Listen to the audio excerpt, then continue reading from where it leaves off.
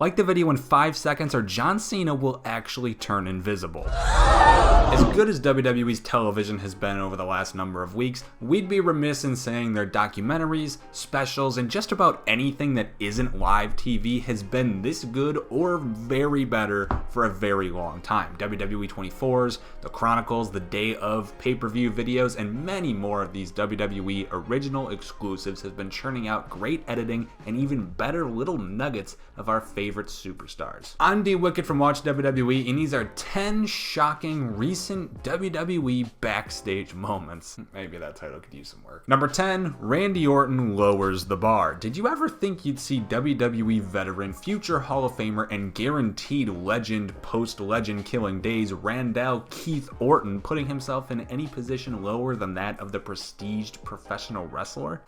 Already had a fucking breath. If you answered yes, and it's because he was once locked up in a military prison, you might be a bit of a prick. When it comes to his time around that squared circle though, Mr. Snake Man has two options apparently. The apex predator Randy Orton, or Randy Orton, the hidden druid. As at Super Showdown, Randy bugged production by asking if he could aid The Undertaker's entrance by appearing as one of the masked druids, and the fucker actually went for it. Hey, Randy Orton would like to know if he could possibly be a druid tonight, just to say that he did it. Number 9, John Cena's prep. What time is Raw reunion? What time does it start? It's now. What time do I go? Now? It's Raw reunion!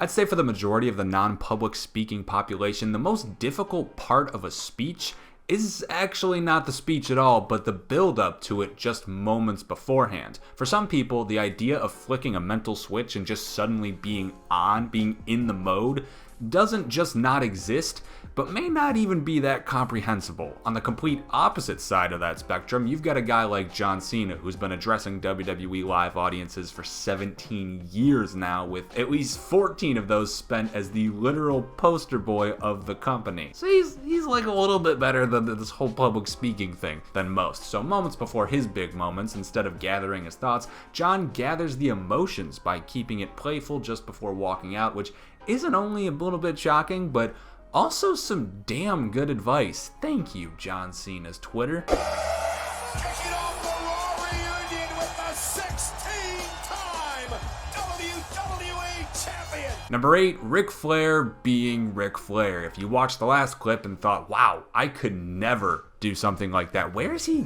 getting that confidence from, then maybe you should just skip this next entry entirely, because Ric's about to Flair walk all over that shit. Similarly lighthearted, Flair's pre-show, pre-game seems to be simple. Just literally just be Ric Flair.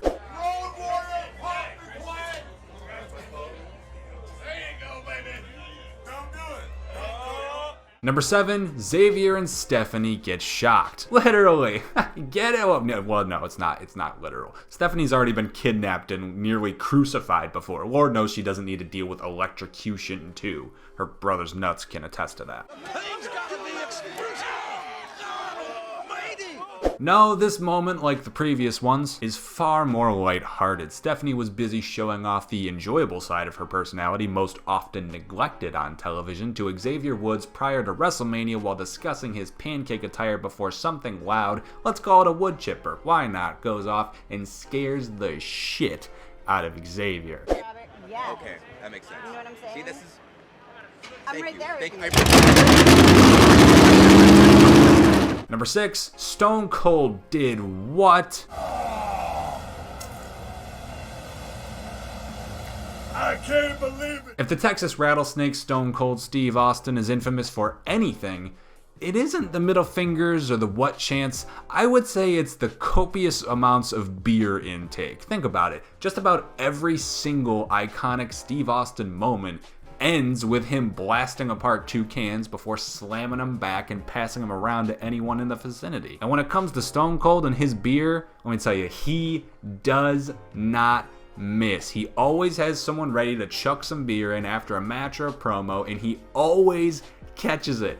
He's never missed, never, not once. You can even search YouTube right now, hit I on your keyboard, type Stone Cold misses beer, and all you're gonna get is him chucking shit at Kurt Angle, which was probably worth a watch. This makes it nearly heartbreaking when the man who caters to the alcoholic beverage so well drops an entire cooler full of the stuff. RIP to the cold ones. I must regain my composure now. Number 5, Vince and Shane post-Mania 32. Anyone who watched the build-up to WrestleMania 32 live remembers one thing that stands out far and away above everything else. Shane McMahon. While AJ Styles' Royal Rumble debut and subsequent Jericho feud was pretty damn great, it was nothing on the batshit lunacy booking of the returned prodigal son, who, don't forget, hadn't been seen within this company in 7 years by that point. While he'd fight Taker with some very bizarre circumstances surrounding it, the real feud here was mainly McMahon's at odds, with Shane trying to take control of Raw and his father squandering the hopes around every corner. It seemed pretty real, too. In an era that still wasn't this new era we're in now, this was easily the most hyped up anything going on, so it was really easy to get invested into that hatred-built storyline, especially knowing Vince, how we know him with his own fatherly issues and the whole background surrounding Shane leaving for 7 years. It was honestly a bit surprising seeing just how much raw emotion ran backstage after that match. I went over and I hugged my dad. I get one of my first pats on the back that night.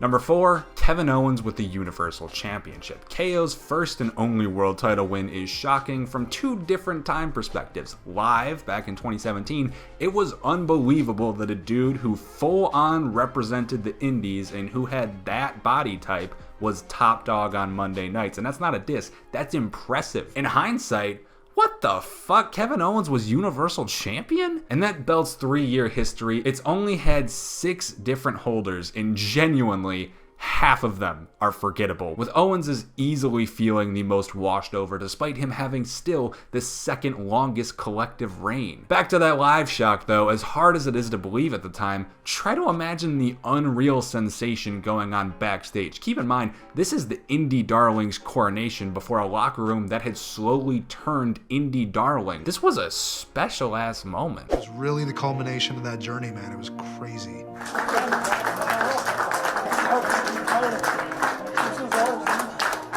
Number 3, Becky Lynch tries to fight Stone Cold. With all that shit stirred this time last year over Becky Lynch being the reincarnated Stone Cold, you would swear that WWE left in this clip just to mess with us. While talking backstage, Becky somewhat jokingly asks if Austin still got that itch inside him, you know, that itch to get back into the squared C, which humbly he denies. And as you can tell, this was pretty playful, but in like one of those serious ways where it's like, haha, yeah, who would really want to bring out Stone Cold Steve Austin from retirement just to fight him at WrestleMania? Who would want that? Ah, well, even if these two never have another encounter again somehow, which isn't gonna happen, at least we still got those straight up Steve Austin Sunners. Man 36 in the main, I can do that. That could be a match of century. Did you catch that? Number 2, Rob Van Dam, potentially high, while still signed to Impact Wrestling, breaking the fourth wall.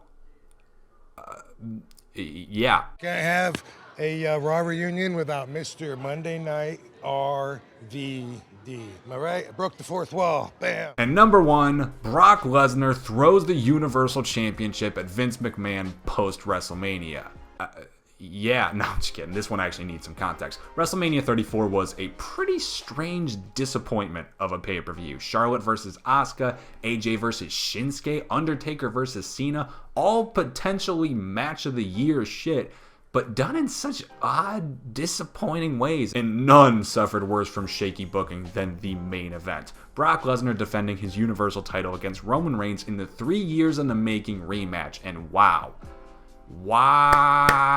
this match was bad. For 15 minutes, we basically watched that SummerSlam 2014 Brock Lesnar John Cena squash match, if it was done wrong. Brock and Roman went out there for a quarter of an hour just to have Lesnar throw all of his power moves at Roman so Roman could power up out of it before Brock throws all of his power back at Roman. But once again, Roman powers out of it. This was a literal fucking power fest. What happens when you throw the single most destructive offense in the ring with the dude who kicks out of every single move, even the F5, 6 times? The crowd was understandably pissed the fuck off, and so was Brock on his way to the back. Look at the rage on the face, in the eyes, Yes! And those are 10 shocking recent WWE Backstage moments. What are your thoughts? Let us know in the comments down below. After liking the video, subscribing to the channel, and notifications, ring that bell.